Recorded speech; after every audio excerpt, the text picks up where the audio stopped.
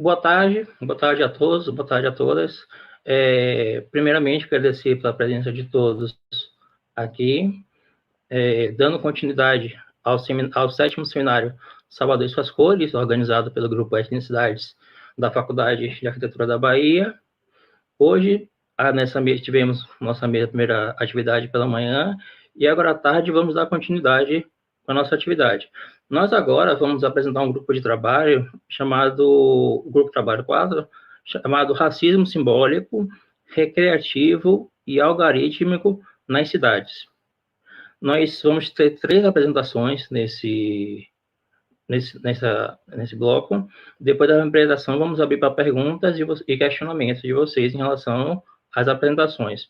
O primeiro trabalho que vai ser apresentado chama-se Caminho sobre as Águas Invisíveis, com o Tigres. É uma narrativa errante sobre o Rio da Bulha e a negritude em Florianópolis, de Santa Catarina.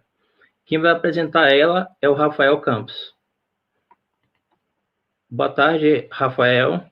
Seja bem-vindo ao Seminário Salvador e Suas Cores, e boa apresentação. Obrigado, Márcio. Boa tarde.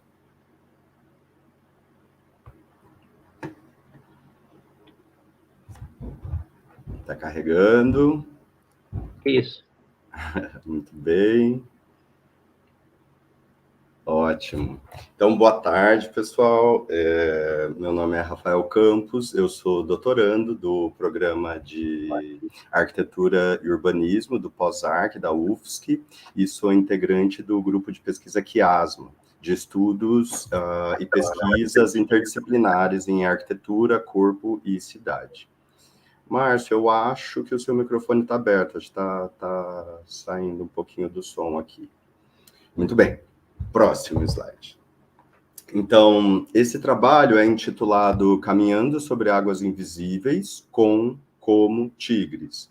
É uma narrativa errante sobre o Rio da Bulha e a negritude em Florianópolis, Santa Catarina. Esse trabalho resulta de uma intervenção urbana que eu fiz como uma parte da minha pesquisa de doutorado. Eu pesquiso a relação entre os corpos negros e a cultura da negritude e as transformações e produções dos espaços públicos. E em Florianópolis existe um rio que tem uma forte relevância com a história da negritude da cidade. Ele é um território em disputa em Florianópolis, onde houveram conflitos e conquistas desde a época da colonização e ainda hoje existem. Esse rio é esse rio que vocês estão vendo aí do meu lado, na foto, no encontro dele com o mar. Eu estou exatamente na foz do rio. E eu realizei essa intervenção urbana como resultado de uma disciplina da pós-graduação de intervenções urbanas, que é orientado pelo que era coordenada pelo meu orientador, o professor Rodrigo Gonçalves. Eu também sou co-orientado pelo professor Henrique Cunha Júnior. Muito bem, então aqui eu vou contar para vocês sobre uma errância que eu fiz, no qual eu me propus caminhar sobre as águas do Rio da Bulha, da foz, que é onde vocês estão vendo a foto, até a nascente. Para Paola Jacques Berenstein, os errantes urbanos são pessoas que percebem a cidade e estão focados na experiência, nas vivências, e a partir desse olhar de dentro, inventam a sua própria cartografia. Pode ser uma ferramenta de apreensão do espaço, mas também de uma ação de microresistência, que nesse caso me permitiu afastar daquilo que para mim já era familiar, buscando então um estranhamento pelo outro. Próximo slide. A cidade e os corpos, eles levam as marcas das experiências urbanas entre si, que ficam inscritas nas diversas escalas de temporalidade do espaço e dos próprios corpos que as experimentam. Então, a partir de uma concepção fenomenológica, eu uso o meu próprio corpo e as minhas experiências pessoais para pensar e criticar a relação afetiva de construção desses territórios.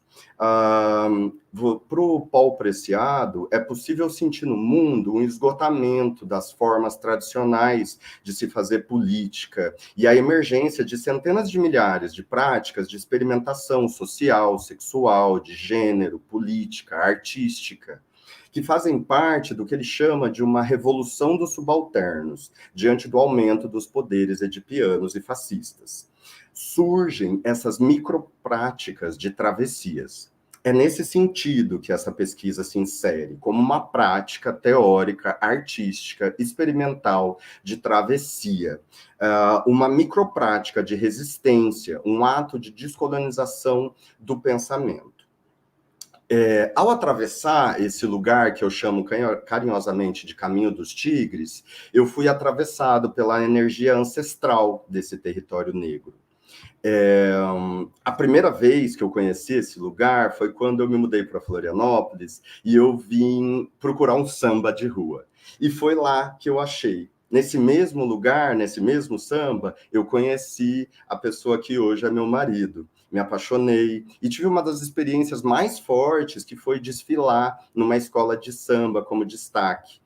Essas memórias fizeram com que eu criasse uma relação afetiva por esse lugar, sem saber da história dele. E qual foi a minha surpresa quando eu descobri que embaixo da rua onde eu mais frequentava, corria um rio invisível. Esse rio é chamado de Rio da Bulha. Essa foto que vocês estão vendo é na escola de samba, na Passarela Nego Querido, que é onde acontece o desfile das escolas de samba. Vocês vão ver que esse território tem várias marcas artísticas. A gente está vendo aí 2 painéis, um do Tiago Valdi e outro do Rodrigo Riso, que celebram o samba e a beleza da mulher negra nesse território.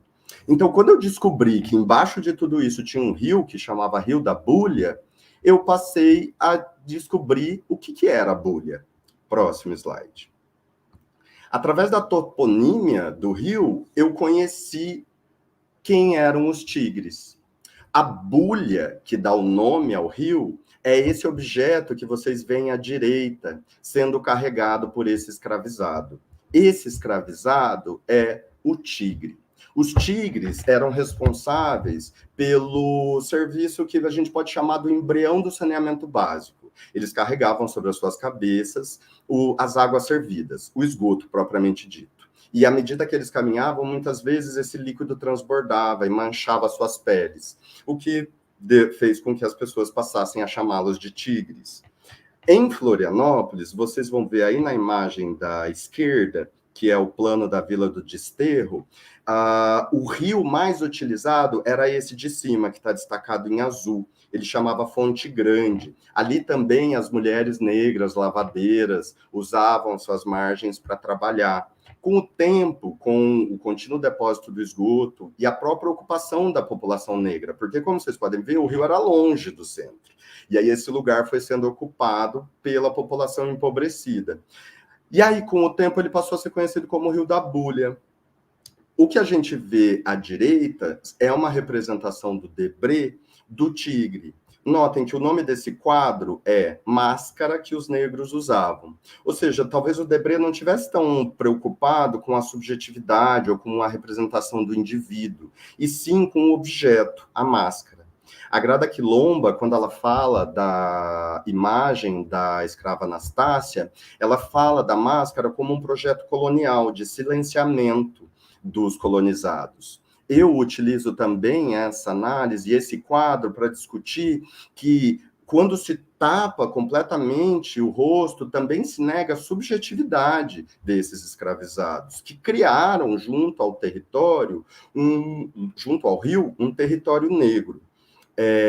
Eu também penso nesses tigres como o arquétipo do negro, que fala a Grada Quilomba e o Frantz Fanon, que a branquitude cria essa imagem alienante da negritude como tudo aquilo que é violento, selvagem, perigoso, sujo, animalesco, mas também desejável, excitante. Então, para mim, os tigres, e essa representação do tigres é um pouco desse arquétipo. E o Frantz Fanon fala sobre a importância de nós negros criarmos estratégias para quebrar esses arquétipos alienantes. E é por isso que eu me proponho, através de uma atividade artística, utilizar o meu corpo para criar espaços e ressignificar essa imagem arquetípica dos tigres. É por isso que o meu trabalho chama Caminhando sobre Águas Invisíveis com e como tigres, porque eu vou buscar, então, encontrar essas águas que estão invisibilizadas abaixo do solo e tentar buscar nesse território onde estão os negros, quem seriam os tigres da contemporaneidade, onde é que está esse rio, onde é que estão as marcas de negritude que permaneceram ao longo do tempo. Próximo slide. Próximo slide, por favor. Então, esse lugar, ele tem... O anterior, por favor. Então, esse lugar, ele tem vários atravessamentos étnico-raciais, porque com o passar do tempo, aquele território que era negro foi valorizado e ele passou por obras de higienismo que expulsaram a população negra daquela região e retificaram, ordenaram o rio, criaram uma avenida larga. Ao mesmo tempo, existe em Florianópolis um processo de invisibilização e alienação da população negra do território, porque existe uma narrativa de que no sul não tem preto, que em Floripa não tem essa presença de outras etnias. Por outro lado, junto da nascente do rio, foi construído um reservatório, o primeiro reservatório da cidade, que chamou R0. Esse reservatório, recentemente, a comunidade... vale lembrar que a nascente está no morro, né?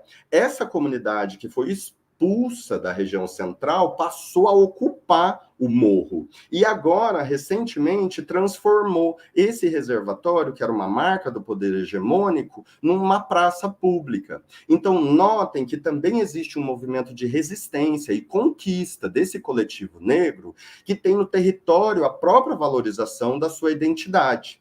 Então, a gente também consegue ver que o urbanismo hegemônico, que é aliado à branquitude, produziu esses lugares geometrizados, higienizados, essa cidade do espetáculo, que apaga as memórias e nega outras etnias. Enquanto isso, os corpos negros atualizam os espaços, traçam táticas de resistência e afetos simbólicos que ressignificam a cidade e ressignificam a criação desses territórios negros. Pode passar, por favor. O próximo. E aí, a partir dessa discussão e dessa análise, eu fiz a disciplina de intervenções urbanas e fui movido a pensar como que esse caminho dos tigres atravessava a minha própria existência, como o meu corpo seria indagado e percebido no mundo. Existiriam tigres na atualidade? Eu poderia celebrar a existência desses tigres através do meu próprio corpo? E aí eu passo a atividade propriamente dita. Pode passar. Então, eu realizei uma errância artística que aconteceu no dia 14/12/2020, entre as 4h30 e 19 horas. Aí vocês estão vendo o mapa de Florianópolis, que fica no sul do Brasil, e a região onde está esse rio. A parte em amarelo foi a parte da minha caminhada. A intervenção urbana pretendeu, então, celebrar esse passado e essa existência dos tigres, ressignificar o arquétipo dos tigres e também celebrar a minha vida e a minha relação afetiva com esse território. Como eu conheci o meu atual marido lá, ele também participou do processo fazendo as fotografias. Então, todas as fotos que vocês vão ver são o meu corpo performando e o meu marido registrando. Eu saí, então, de um ponto onde a gente conseguiu estacionar, caminhamos até a foz do rio, que era na praia, e depois subimos até a nascente, que é onde fica a praça, onde vocês estão vendo aí em rosa o R0 ou a Praça Monte Serra. E agora eu vou contar para vocês como foi esse processo, e essas fotos que vocês vão ver vão mostrando esse caminho. Pode passar. Então, eu comecei o processo da caminhada nesse ponto, em cima da Avenida Hercílio Luz, abaixo de mim está o rio invisibilizado. Eu busquei ressignificar a imagem dos tigres, cobrindo completamente o meu rosto, assim como os tigres cobriam, como uma maneira de dizer que não se tratava exatamente sobre a minha individualidade, se tratava sobre essa representação desses ancestrais. Eu carreguei na frente uma mensagem de afeto como uma placa. Primeiro, porque eu faço uma análise dos flaneurs contemporâneos, os homens placa, que são aquelas pessoas que percebem a cidade a partir de dentro, que se deslocam pelas ruas, mas também se tornam objeto de marketing. Eles são também extraídos de sua subjetividade, se tornam homens-objetos, assim como os tigres eram considerados objetos. Eu também uso uma saia com padrões africanos para tanto promover um questionamento e já demonstrar minha sexualidade dissonante, como para fazer uma referência à vestimenta representada no quadro do Debré. E eu deixo todas as minhas marcas de negritude o mais expostas o possível, por isso eu saio com o corpo nu. Eu uso sobre a minha cabeça um turbante, para ressignificar o que seriam essas bolhas, e deixo o meu cabelo solto, ressignificando essas marcas de transbordamento da negritude.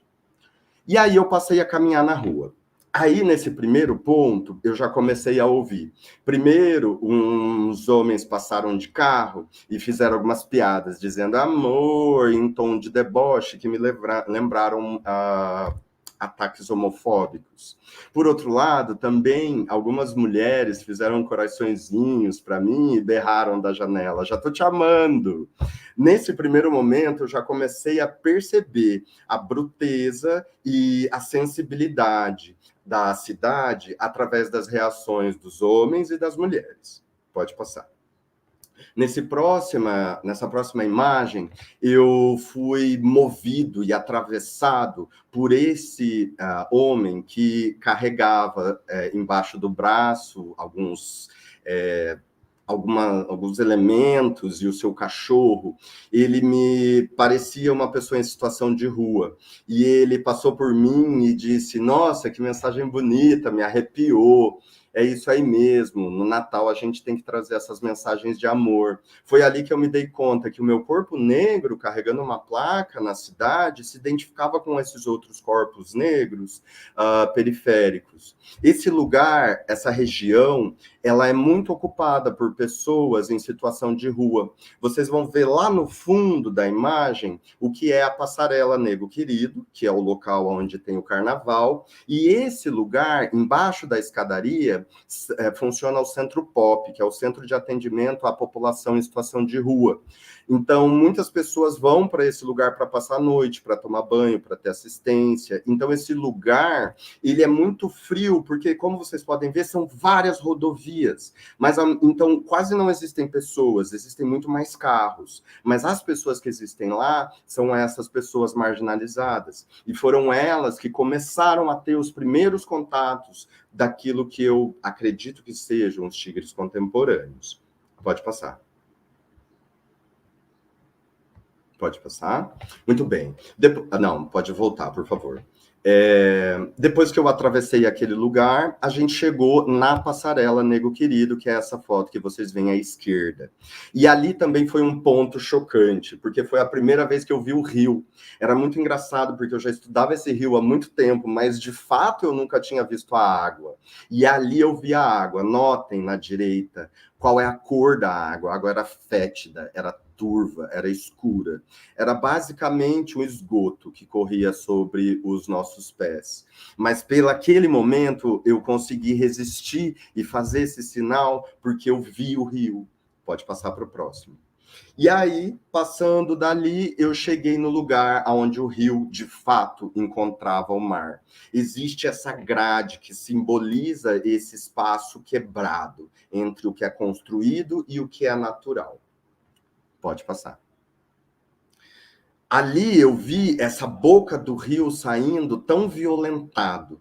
Esse lugar foi, para mim, bastante dúbio, porque ao mesmo tempo que a gente estava num território que celebrava a cultura negra anualmente, através do carnaval, a gente percebia essa violência que era feita com relação ao rio, que se torna basicamente um esgoto, passando silenciado por esse território de simbolismo, de celebração da cultura negra. Pode passar. Saindo dali, eu cruzei com algumas pessoas da branquitude e talvez tenha sido o primeiro lugar que eu me senti invisível. Apesar de eu carregar uma mensagem de afeto pelo rio, pelas pessoas negras, esse afeto que eu carregava não chegava nessas pessoas. Elas não me olhavam, elas passavam com a cara feia. Era como se existisse uma barreira invisível entre os nossos corpos. Isso talvez esteja relacionado ao que a Grada Quilomba chama da fantasia e do medo branco, do contágio racial, que faz com que as pessoas brancas mantenham uma distância de áreas negras, devido à ansiedade e o medo do contágio somático com a pele negra, considerada, então, pelo imaginário branco como inferior, sujo e mau. Como esse território é bastante ocupado pela população em situação de rua, as pessoas brancas que me encontraram por ali não fizeram nenhuma questão e não tocaram o meu afeto, não tocou a elas. Pode passar. Depois que eu voltei para o Rio da Bulha de novo, encontrei com esse rapaz que também carregava sua placa e pedia dinheiro na esquina. E ele imediatamente disse, pode ficar nesse aí que eu vou no outro. Nossos corpos, carregando nossas placas, proporcionaram uma identificação mútua e um afeto imediato. E aí eu expliquei para ele que era uma intervenção artística e ele me parabenizou e disse, parabéns, viu? Nessa época, a gente tem que carregar a palavra de Deus mesmo. É importante o amor ao próximo. As pessoas precisam se ajudar mais, porque o mundo está muito duro. Aquele momento me tocou profundamente, porque eu não estava necessariamente falando sobre Deus, mas para ele, o amor fazia parte desse sentimento. Pode passar. Seguimos, então, para a travessia Ratcliffe. Esse bar é um bar tradicional da cultura negra, onde as pessoas tocam na rua. Foi ali que eu conheci o meu marido. Notem que o Rodrigo Stupp, que é um guia manezinho, me contou em uma visita guiada que esse lugar era conhecido antigamente como Beco Sujo, Beco Negro, Beco da Cortiça, o local onde a ordem não imperava. Esse lugar, historicamente, tem samba. E aí, a gente vê que a sociabilidade da população negra ela é dançada, musicada, e que nos períodos de pós-abolição do escravismo criminoso, as marcas de negritude ficaram no território a partir dos corpos, que ressignificam esses lugares através das suas manifestações. Pode passar. Nesse momento, eu estava na frente do Instituto Arco-Íris, que é também muito próximo e que é um lugar que atende a população vulnerável, a população LGBTQIA+, profissionais do sexo, pessoas em situação de rua. E aí eu parei ali e, pode passar, essa mulher que estava parada perguntou, o que está escrito aí? E aí, depois que ela ficou sabendo, ela pediu para tirar uma foto comigo, aquilo emocionou a ela. E ela não sabia ler. Isso foi muito forte, porque demonstra, né, aquilo que os dados do IBGE comprovam, que afirmam que os negros e pardos apresentam um analfabetismo 3 vezes maior do que a população negra. Branca. Pode passar. Fomos, então, para outro bar, onde, algum tempo atrás, a gente foi expulso pela polícia, que hoje tem algumas ações de higienismo contemporâneo. Esse lugar ele é ocupado, às vezes, à noite, pela população que vai ouvir funk, e a Associação de Bairro criou, junto à polícia, algumas medidas para expulsar essas manifestações e proibir a representação da negritude na rua. Pode passar. Continuamos caminhando, fomos afetados e afetamos outros casais de pessoas negras que continuavam se amando sobre o rio. Pode passar. Encontramos diversas representações artísticas de pessoas negras. Essa é uma obra do Bruno Bardi, que é um artista da cidade. Pode passar. Afetamos outras pessoas que possivelmente também de sexualidade dissonante, andavam de saias pela rua. Pode passar. E esse momento, cruzamos com começamos a subir o morro. E aí a gente cruzou com esse cara de dreads, pode passar, que usava uma camiseta do Bob Marley. E aí eu perguntei para ele, dá para chegar na praça lá em cima? Pode passar. E ele disse, olha, dá, mas tem que tomar cuidado, hein, com os meninos lá em cima. A partir das entrelinhas, eu entendi que ele estava falando que lá em cima, possivelmente, existia um ponto de varejo do tráfico. Através da nossa ginga, ele me instruiu. O que a Paula Jacques Berenstein fala, que para adentrar as favelas de morro, esses labirintos piramidais têm os seus minotauros, e para desviar deles é importante ter um fio guia Ariadne, e esse cara foi o meu. Pode passar. E aí, fomos para outro caminho, conhecemos outras vielas, e de novo fui surpreendido. Lá no morro, eu consegui achar o rio de novo. Ele era um córrego fino. E uma das coisas que mais me emocionou é que ali o rio não estava tão poluído, a água não era fétida. E me fez pensar que mesmo que no asfalto, lá embaixo, o rio fosse violentado, praticamente esgoto, na nascente, próximo do morro, ele continuava vivo e continuava resistindo. Pode passar? Chegamos, então, na praça, que foi construída em cima da nascente. Vimos mais marcas negras através da arte. Pode passar. Eu não estou vendo mais a imagem. Pode passar. Aí nós registramos...